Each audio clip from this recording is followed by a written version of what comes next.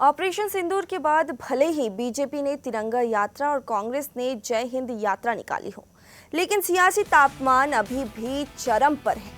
कांग्रेस लगातार ऑपरेशन सिंदूर और उसके बाद बने हालातों को लेकर केंद्र सरकार पर सवाल उठा रही है। इसी क्रम में कांग्रेस नेता राहुल गांधी ने एक जनसभा में प्रधानमंत्री नरेंद्र मोदी पर सरेंडर करने का आरोप लगाया। सरेंडर वाले बयान पर आरएसएस के मुस्लिम मंच के संरक्षक इंद्रेश कुमार ने पूर्व की कांग्रेस सरकार पर जमकर निशाना साधा। उन्होंने कहा कि अगर भारत के प्रधानमंत्री और सरकार यूएन में सरेंडर नहीं करती तो पीओके नहीं बनता।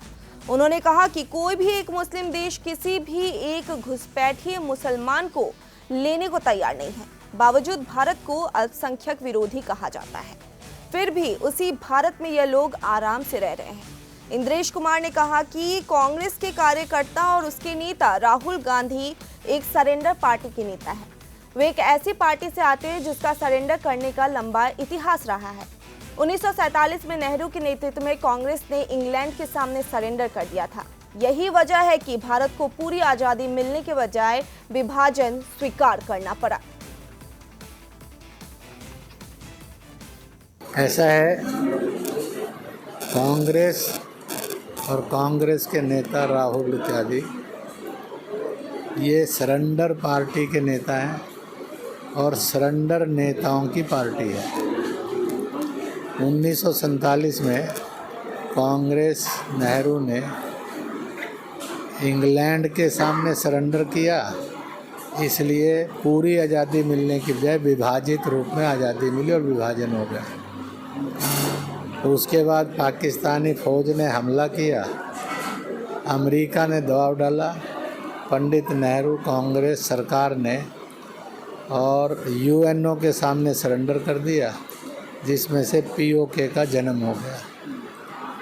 62 के अंदर हिंदी चीनी भाई भाई के नारे की आड़ में उसने 1959 में तिब्बत हड़प लिया और एक्साई चीन और कैलाश मानसरोवर हिमालय का ये भारतीय भूभाग भी कब्जे में कर लिया।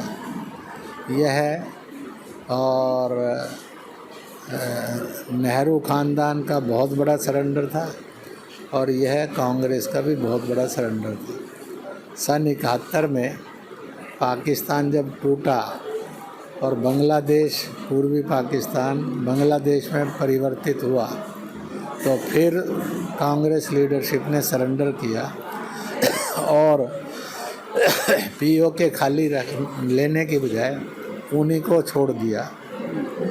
और जो बांग्लादेश बना वो ऐसा देश बना जहाँ अल्पसंख्यकों पर और हिंदुओं पर घोर अत्याचार है, वो रुकवा नहीं सके। इतना ही नहीं हुआ, उन्होंने 2 करोड़ घुसपैठिए दे दिए, जिसके कारण देश की एकता और अखंडता भी खतरे में पड़ गई और हिंदुस्तान के अंदर सस्ते रोज़गार, रोज़ के रोज़गार विदेशियों के कब्जे में चले गए और भारतीय मुसलमान, भारतीय हिंदू, हिंदुस्तानी यह बेरोज़गारी की तरफ बढ़ते हैं। इसलिए आज जो लोग सेना पर, सरकार पर प्रश्न उठा रहे हैं ऑपरेशन सिंदूर को, वो पार्टियां और नेता वो हैं जिन्होंने होलसेल में सतत सरेंडर किया, कभी अमेरिका को और जिन्ना